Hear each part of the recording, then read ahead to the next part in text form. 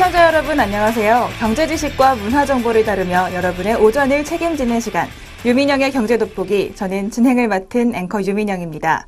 오늘 날씨가 참 따뜻합니다. 오랜만에 이번 주말에도 비 소식 없이 맑은 날씨가 계속된다고 하는데요. 이렇게 나들이 즐기기 좋은 날씨, 1년에 그리 길지 않은 기간입니다. 꼭 잘 챙기셔서 마음껏 좋은 날씨 즐기시기 바랍니다. 그럼 4월 24일 금요일 경제 돋보기도 맑은 마음으로 시작해 보도록 하겠습니다. 지금 출발합니다.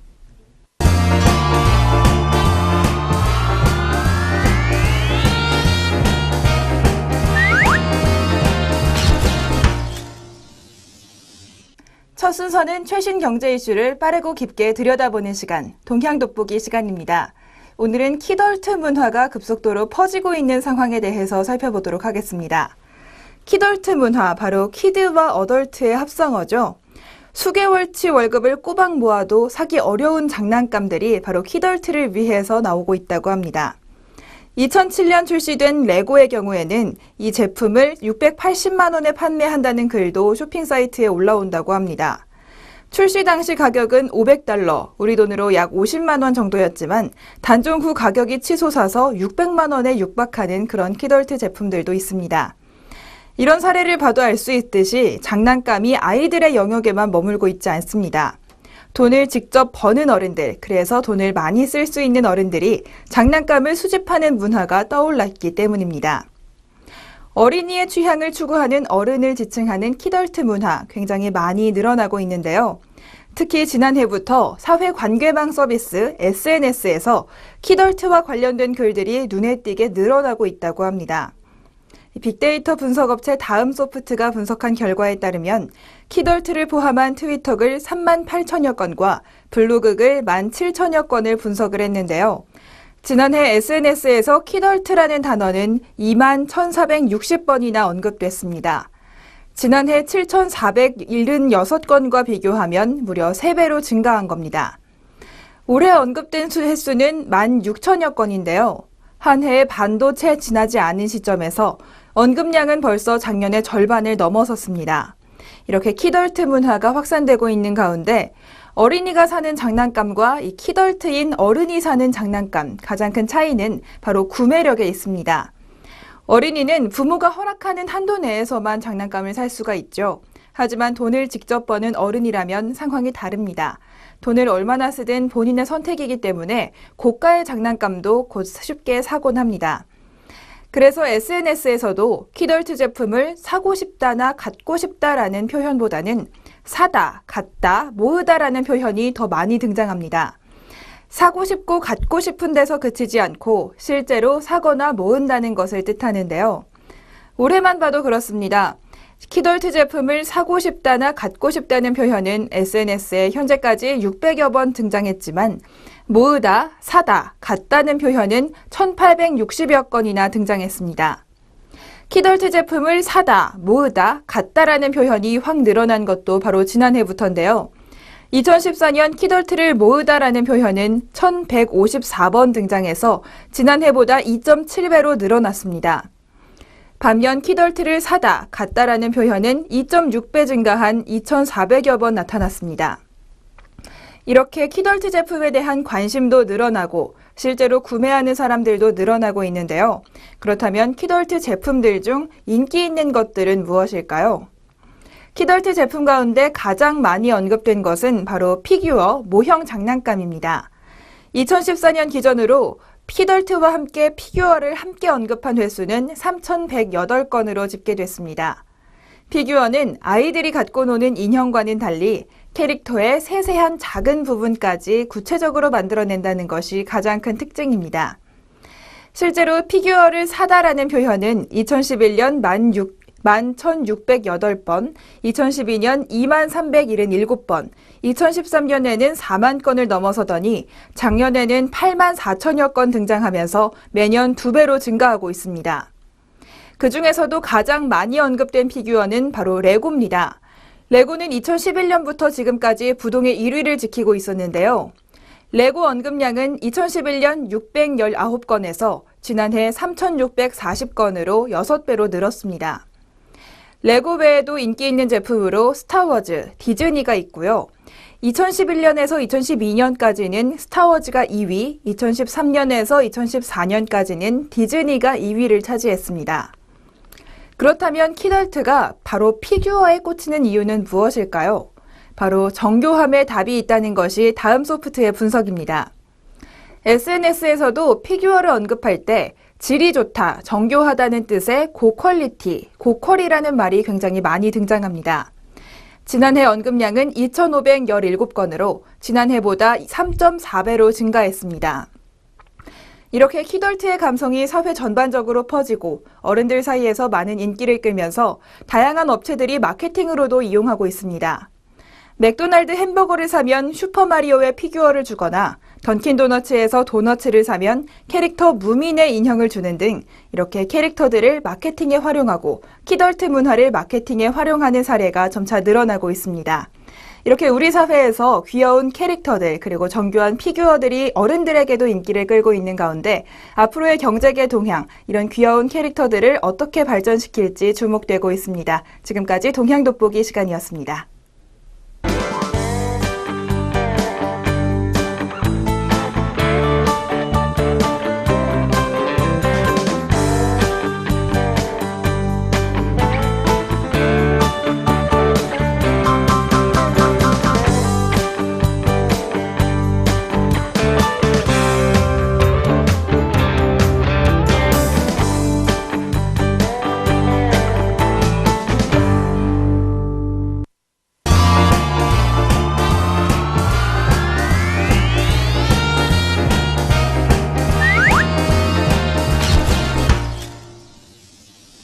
이번 순서는 아리송한 단어 확실하게 잡아가는 시간, 용어 돋보기 시간입니다. 오늘 용어 돋보기에서는 신한미 원자력 협정에 대해서 자세히 알아보도록 하겠습니다. 바로 그저께죠. 지난 22일 한미 원자력 협정이 타결됐습니다. 협상 개시 이후 4년 6개월 만에 타결된 건데요. 공식 명칭은 대한민국 정부와 미합중국 정부 간 원자력의 평화적 이용에 관한 협력입니다. 이 협정에서 많은 사람들의 관심은 바로 세 가지에 모여졌습니다. 사용 후 핵연료의 효율적 관리, 그리고 원전 연료의 안정적 공급, 세 번째로 원전 수출 증진 등 3대 중점 추진 분야로 압축됩니다. 타결 직후 우리 정부 관계자는 한미 원자력 협정이 전면 개정됨에 따라 우리 정부의 3대 중점 추진 분야를 중심으로 우리의 국익을 확보하고 자율성도 확대되게 됐다고 이번 개정안의 의미를 긍정적으로 평가했습니다. 과거의 경우에는 미국에 대한 일방적 의존과 미국의 통제 때문에 원자력과 관련한 각종 연구 활동이 제한됐었습니다. 심지어 안 진단용 방사성 동위원소를 국내에서 생산할 수 없어서 수입에 전량 의존해야 하기도 했습니다. 하지만 이제 상황이 달라질 것으로 보입니다. 우선 한미양국은 새로운 협정을 통해 사용 후 핵연료의 중간 저장, 그리고 재처리와 재활용, 영구 처분, 해외 위탁 처리 등 사용 후 핵연료 관리를 위한 구체적인 협력 방식을 규정했습니다. 그 중에서도 재처리와 재활용이라고 불리는 파이로 프로세싱이 주목을 받고 있는데요. 파이로 프로세싱이란 사용 후 핵연료로부터 우라늄 등 유용한 자원을 추출해내는 기술입니다. 기존 재처리 방식인 습식과 비교해서 파이로 프로세싱은 건식이라고 불립니다. 이 건식 파이로 프로세싱은 플루토늄의 순도가 떨어져서 핵무기를 만드는 데 전용될 가능성이 아주 낮은 데다 자원 이용률을 높이고 고준위 방사성 폐기물 처분장 면적을 감소시킬 수 있다는 게 가장 큰 장점입니다. 개정 협정에서는 현재 우리가 보유한 시설에서 미국산 사용 후 핵연료를 이용한 조사 후 시험, 그리고 전해 환원 등의 연구 활동을 최소 20년간 자유롭게 수행할 수 있는 장기 동의를 확보했습니다. 정부는 미래 시설에 대해서도 안전조치 등의 기준 충족 시 연구 활동에 대한 장기 동의가 부여될 수 있는 근거도 마련됐다고 밝혔습니다. 또 조사 후 시험이란 사용 후 핵연료 등 방사성을 띠는 물질의 특성 등을 차폐된 시설 내에서 확인하기 위한 실험인데요. 사용 후 핵연료의 안전한 관리에 필수적인 데이터를 생산하는 것입니다. 또 전해 환원이란 사용 후 핵연료 재활용 기술의 전반부 공정을 의미합니다. 이렇게 이 두 가지도 허용이 되는 상황이고요. 또 사용 후 핵연료 관리를 위한 핵심 기술 분야인 저장과 수송, 처분 등의 분야에 있어서도 한미 간 기술 협력을 확대하고 강화할 수 있다는 근거가 이번에 마련됐습니다. 이번 협상 과정에서 양국은 사용 후 핵연료 저장용기 특성 연구, 저장 수송 조건에서 사용 후 핵연료 건전성 평가 등과 관련된 15개 기술 분야를 선정했습니다. 아울러 사용 후 핵연료 관리 방안의 하나로 미국산 사용 후 핵연료를 영국과 프랑스 등 한미 양국이 합의하는 제3국에 보내 상업적으로 위탁 재처리할 수 있는 길도 열었습니다. 또 우리가 미국산 우라늄을 20% 미만으로 전홍축하고자 할 때는 이번 협정에서 신설된 고위급 위원회를 통해 일정한 절차와 기준에 따라 양국이 합의해서 추진할 수가 있게 됐습니다. 위원회에서는 기술적 타당성, 경제성, 핵 비확산 등의 여건이 성숙되는 경우 전홍축에 관해 합의할 수 있도록 했는데요. 협정에는 또 우리나라에 대한 미국의 원전연료 공급 지원 규정도 포함되어 있습니다. 규정에 따라 미국은 한국에 대해 원전연료의 안정적 공급을 보장하기 위한 적절한 조치를 취하기 위해 노력해야 합니다. 또 우리 원자력 수출업체가 미국산 핵물질과 원자력 장비 및 부품 등을 제3국으로 재이전하려고 할 때는 여태까지 건별로 동의를 받았다면 이번부터는 포괄적인 장기 동의가 적용되게 됐습니다. 또 기존에는 우리가 현재 보유한 시설에서 미국산 사용 후 핵연료를 이용한 연구 개발을 할 경우 건별로 혹은 5년 단위로 미국의 동의를 얻어야 했는데요. 앞으로는 이것들이 모두 장기 동의로 대체될 전망입니다. 정부는 우리의 역량과 비확산 의지에 대한 신뢰를 바탕으로 미국의 별도 동의 없이 연구 개발을 자율적으로 추진할 수 있게 됐다는 것이 협정의 주요 내용이라고 설명하고 있습니다. 이에 따라 의료용 방사성 동위원소 본격 생산의 길도 열렸는데요. 앞서 말씀드렸던 전량 수입에 의존하던 암 진단용을 우리나라에서 생산하고 또 이를 수출할 수 있는 장기 동의를 확보한 상황입니다. 정부는 125만 명에 달하는 암 환자에 대한 핵의학 진단 등 국민의 보건 향상에 직접적으로 기여할 것이라고 평가하고 있습니다. 한편 고급위원회 산하에는 핵 안보에 대한 실무 그룹이 설치되고요. 핵시설에 대한 사이버 테러 위험 대처, 고농축 우라늄 사용 최소화, 그리고 대량 살상 무기 및 핵물질 확산 방지 등에 관해 협력하기로 했습니다. 신협정의 유효기간은 현행 협정의 당초 유효기간을 대폭 단축한 20년으로 규정되어 있습니다. 기존에는 41년이었던 것과 비교하면 반으로 줄었는데요. 다만 협정이 만료되기 2년 전에 어느 한쪽이 연장 거부를 통보하지 않으면 협정은 한 차례에 한해 5년 연장될 수 있고요. 또 신협정이 발표 후 17년째 되는 해에는 협정의 유효성과 연장 필요성을 포괄적으로 검토해서 협의하도록 양국의 의무를 지우고 있습니다. 이렇게 한미 원자력 협정이 개정되면서 다양한 분야에서 다른 산업들도 펼쳐질 것으로 예상됩니다. 앞으로 이 협정과 함께 핵 원료에 대해서 자세히 주목해 볼 필요가 있겠습니다. 지금까지 용어 돋보기 시간이었습니다.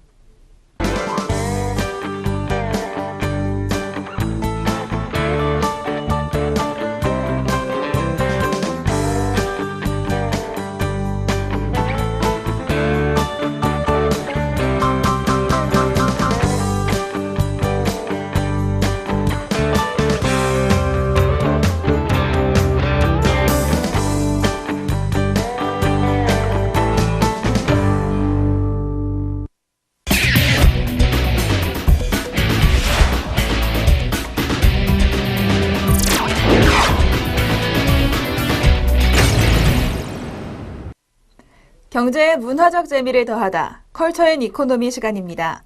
오늘은 나들이 하기 좋은 장소 소개해드리는 금요일입니다.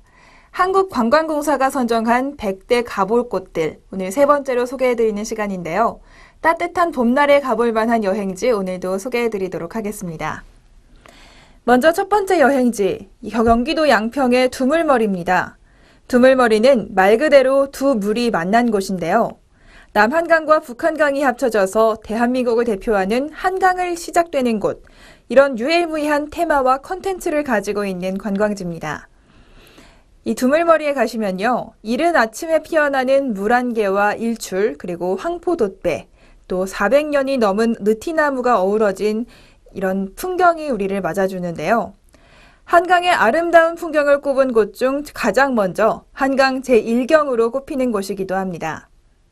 또 각종 드라마와 영화 촬영 장소로 널리 알려지면서 수많은 국내외 관광객이 찾아오고 있는 생태 관광 자원이기도 합니다. 사실 팔당댐 건설로 물길이 끊기기 전까지는 강원도와 서울을 잇던 번창하던 나루터가 있던 곳이기도 합니다. 그래서 다양한 역사적 이야기가 함께 있는데요. 이렇게 역사와 문화 관광 자원이 남아있는 곳이기도 합니다.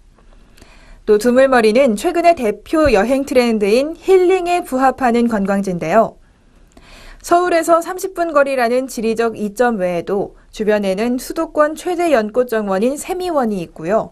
또 두물머리 일대를 도보와 자전거로 둘러볼 수 있는 문화생태 탐방로인 두물머리 물레길, 또 양평 대표 걷기 여행길인 물소리길, 남한강 자전거길 등 힐링이라는 여행 컨셉에 부합하는 다양한 관광 인프라가 연계되어 있습니다. 서울에서 가까운 거리에 있는 이렇게 풍광이 아름다운 곳 두물머리 소개해드렸고요. 두 번째로는 동쪽 바닷가로 가보겠습니다. 바로 강릉인데요. 해수욕장이 유명하지만 강릉에는 또 새롭게 떠오른 관광지가 있습니다. 바로 강릉의 커피거리입니다. 강릉에서 나고 자란 사람들에게는 새로운 여행지는 아닙니다. 특별한 추억의 장소이기도 한데요. 8, 90년대 커피거리는 바로 해변을 따라서 커피 자판기가 즐비하게 늘어져 있던 곳이었습니다. 청춘들이 커피를 마시면서 이야기를 나누던 강릉의 명소였는데요. 그런데 지금은 이곳의 커피 자판기 대신 커피숍들이 하나둘 들어서면서 또 다른 분위기의 커피거리가 조성됐습니다. 통일신라시대 다도문화 유적인 한송정과 요즘의 음료인 커피를 연계한 마케팅을 펼치면서 강릉이 커피의 도시로 또 한 번 자리매김하게 되었는데요. 강릉 커피거리에서는 바다를 바라보며 커피를 마실 수 있어서 커피 마니아들 그리고 연인들이 많이 찾는 곳입니다. 또 해마다 10월이면 강릉의 산과 들, 바다에서 강릉 커피 축제가 펼쳐지는데요. 지난 2009년부터 시작해서 지난해까지 모두 6회를 거친 강릉 커피 축제. 지금까지 모두 117만 6천여 명의 관광객이 방문하면서 지역 경제 활성화 및 관광객 유치에 큰 역할을 하고 있습니다. 이렇게 동쪽 바닷가에서 커피를 마셨다면 이제 전라도로 내려가서 맛있는 음식을 한번 먹어보겠습니다. 전라도 하면 푸짐한 한식을 가장 먼저 떠올리실 텐데 조금 다른 음식도 있습니다. 바로 전라남도 임실의 치즈마을에서 만드는 치즈인데요. 임실은 대한민국 치즈의 발상지라고 불립니다. 꽃보다 아름다운 치즈마을이라는 테마를 내걸고 더불어 사는 사회를 꿈꾸며 바른 먹을거리를 만들기 위해 노력하고 있는 곳이기도 합니다. 이곳에서는 치즈 체험과 또 흥겨운 농촌 체험을 한 번에 할 수가 있습니다.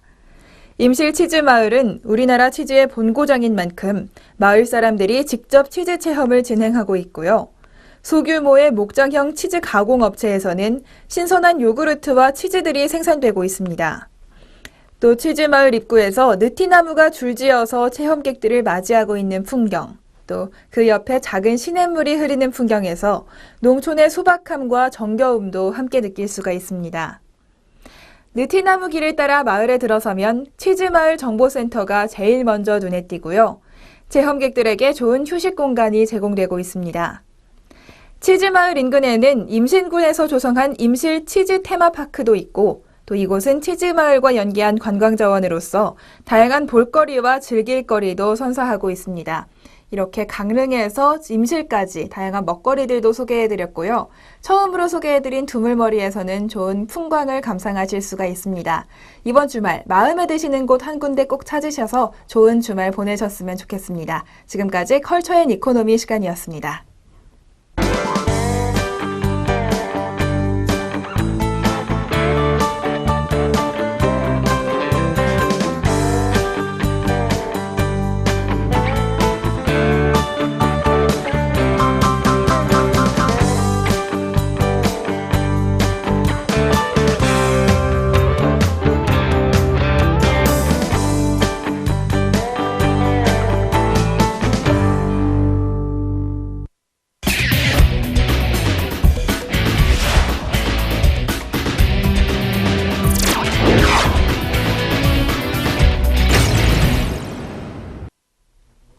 이번 순서는 주목할 만한 주식 한 종목씩 소개해드리는 주식 한마디 시간입니다. 오늘은 SBS 콘텐츠 허브에 대해서 자세히 알아보도록 하겠습니다. SBS 콘텐츠 허브 1분기 실적은 조금 변동성이 클 것으로 보입니다. 런닝맨 이슈라는 긍정적인 이슈와 또 중국의 사전 심의 영향이 동시에 진행되기 때문입니다. 먼저 중국 사전 심의의 영향으로 1분기 중국발 콘텐츠 수출은 상당히 부진할 것으로 예상됩니다. 중국에 한 가지 규제가 추가로 생겼기 때문이고요. 반면 런닝맨과 관련된 수익이 반영될 가능성도 있어서 변동폭이 큰 점을 조금 감안해야 한다고 합니다. 반면 일본향 콘텐츠 수출은 지난해 3분기를 기점으로 회복세를 보일 것으로 예상되지만 웹하드 VOD는 부진할 것으로 보여서 외형은 전년 동기 대비 0.5% 정도 증가한 504억 원에 그칠 것으로 보입니다. 영업이익은 16%나 감소해서 43억 원 예상되고 있습니다. 이렇게 1분기 실적은 조금 부진할 수 있다는 가능성이 나오면서 단기적인 실적 변동보다는 중장기적으로 비즈니스 확대에 주목해야 한다는 목소리가 나오고 있습니다. 최근 언론에 의하면 런닝맨의 중국 버전인 달려라 형제 시즌2의 시청률이 4.7%를 달성하면서 중국 내에서 폭발적인 인기를 얻고 있는 것으로 분석되고 있습니다. 런닝맨은 기존 포맷 수출과 달리 공동 제작 형태로 수출이 이루어졌습니다. 정규 광고와 타이틀 스폰의 수익을 SBS 콘텐츠 허브가 공유하는 모델인데요. 이 점을 감안할 경우 달려라의 중국판 버전, 런닝맨의 중국판 버전 달려라 형제의 인기는 SBS 콘텐츠 허브의 수익 극대화로 연결될 수 있습니다. 시즌 1이 종료된 상황이기 때문에 복잡한 정산 과정이 빠르게 진행된다면 빠르면 1분기 실적에 반영될 가능성도 있습니다. 또 한편 중국의 정글의 법칙도 9월에 방영될 예정인데요. 중국판 정글의 법칙은 SBS가 중국 안후이 위성TV와 공동 제작하는 형태입니다. 구체적인 수익 배분 계약이 완료된 상황은 아니지만 런닝맨의 사례를 고려해 볼 때 비슷한 구조로 수익을 배분할 것으로 추정되고 있습니다. 이렇게 단기적으로는 1분기에 대한 실적 변동 요인이 존재하지만 현재 구도상 중국과의 공동 제작 비즈니스는 중장기적으로 좋은 영향을 미칠 것이라는 판단이 많습니다. 런닝맨에서 정글의 법칙으로 이어지면서 계속해서 프로그램들이 성공을 거두고 있는 수익 모델, 조금 더 구체화되고 진화되고 있는 상황입니다. 이런 점을 감안해서 1분기 실적은 조금 변동적일 수 있지만 앞으로의 중장기 대책, 좋은 방면으로 지금 평가되고 있는 상황입니다. 지금까지 SBS 콘텐츠 허브에 대해서 자세히 살펴봤습니다.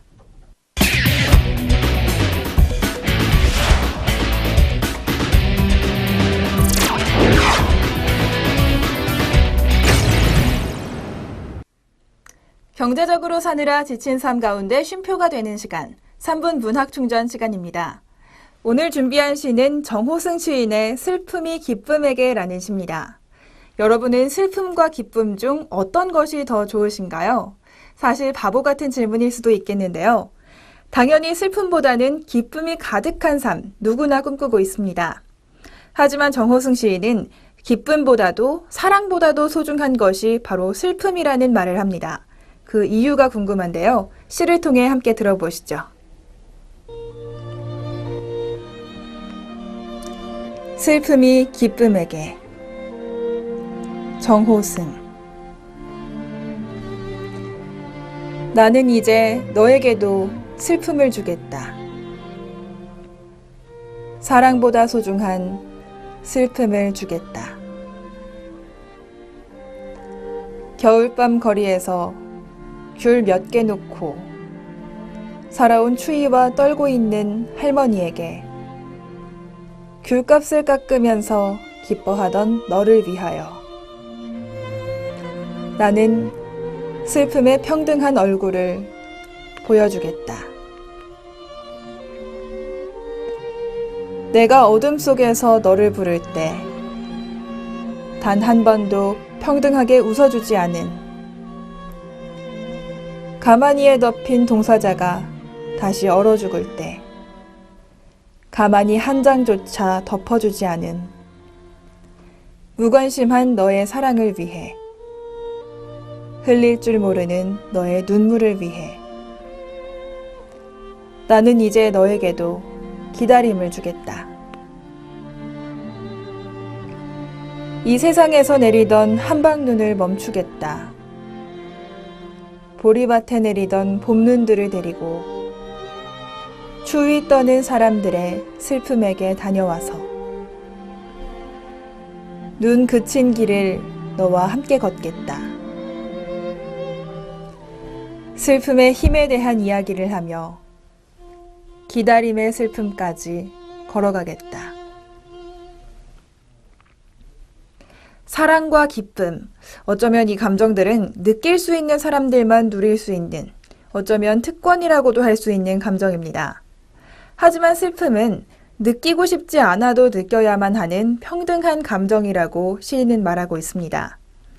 하지만 이 평등한 슬픔이 주위 사람을 돌아보게 하고 또 우리 사회를 돌아보게 하면서 슬픔의 힘으로 우리를 앞으로 나아가게 할 수 있을 것 같습니다.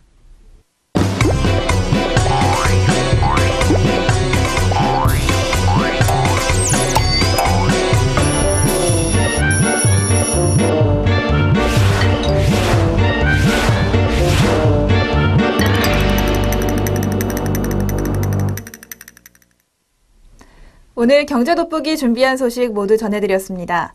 오늘 한 주를 마무리하는 금요일이 다가왔고요. 내일부터는 화창한 주말이 시작된다고 합니다. 한 주 달려오시느라 많이 수고하셨고요. 이제 편안한 주말 꼭 즐기시기 바랍니다. 유민영의 경제 돋보기, 저는 다음 주 월요일 이 시간에 다시 찾아뵙도록 하겠습니다. 시청해주신 여러분 고맙습니다.